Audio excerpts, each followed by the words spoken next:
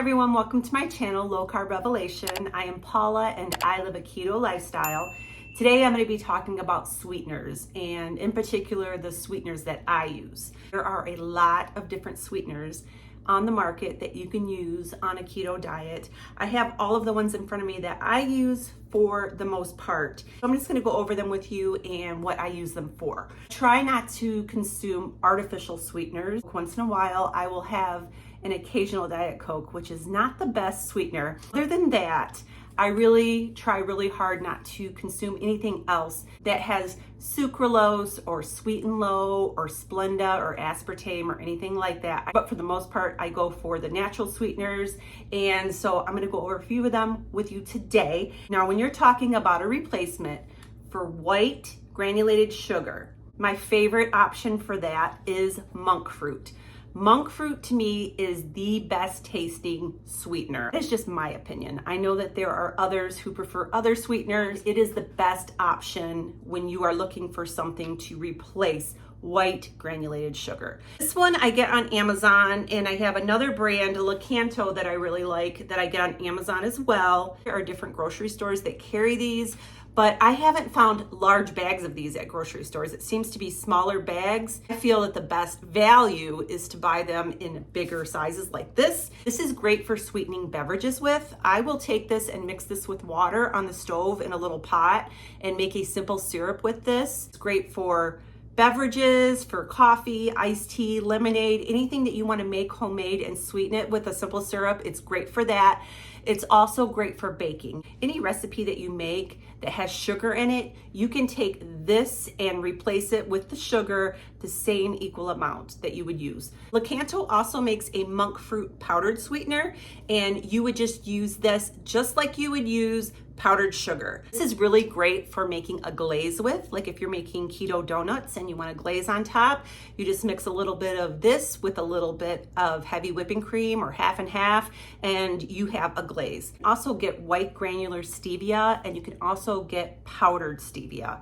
If you prefer stevia over monk fruit, those you can use to equal measurements just like you would when you're using regular sugar. There is also a monk fruit brown sugar sweetener. Any dish that you need brown sugar for, you can use the monk fruit brown sweetener. Now I'm going to talk to you about allulose. Allulose helps to keep things soft, and it also helps with browning. And I use this when I make the egg white bread, and it makes the crust brown and it helps keep the bread soft. It's also great for ice cream. Once I discovered how well this works for ice cream, that was it. I never went back to any other sweeteners. I used to use some of the other sweeteners. I tried different ice cream recipes, and they all came out rock hard if you froze them in the freezer after you made them. And you had to let it sit on the counter and thaw before you could even scoop it out.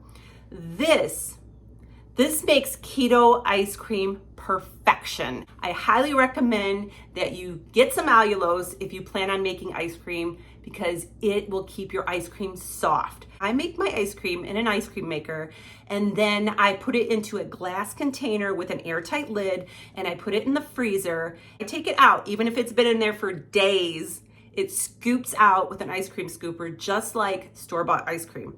It is the best. So the egg white bread and the ice cream are really what I use this for. Now, if you're gonna be making cookies or something like that and you don't want them to be soft, do not use allulose. I have a recipe for pizzelles, and they are so good and they're really crunchy, and I like to have them sometimes with my coffee. I usually make them with monk fruit, but one day I thought I'm gonna try allulose and see how they turn out.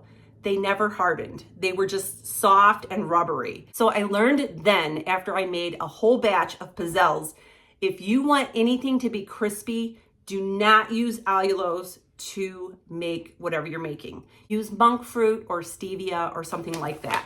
I have one more sweetener that I love to use, and I just thought I would throw them in there since I am doing a sweetener video. Our stevia leaf sweet drops. I have a bunch of them. I love them. These work so good in flavoring coffee or tea or yogurt, anything that you want to just squeeze a few drops into to give it a little bit of sweetness and a little bit of flavor. These are delicious. I find these on Amazon. I will put the link down below where I get these. but I have pumpkin spice for the fall. I have coconut. I have peppermint, which is really good in hot cocoa. Cinnamon, which is good in tea. Chocolate, which is really good in coffee. It makes it like a mocha. My favorite, I think, out of all these, and that is the English toffee. I really like the flavor of this in coffee. Serving size for these is 5 drops. So that's not a whole lot. Usually I put 10 drops of this in my coffee because it's really good. And then the last one is a newer one that I have just started using, and it is Valencia Orange. I like this in my yogurt. It's really good. Those are the sweeteners that I use. I hope that this was helpful in talking about the different kinds of sweeteners and what they're for. Also, some may argue with this, but I don't really care. This is just my opinion, and this is what I do.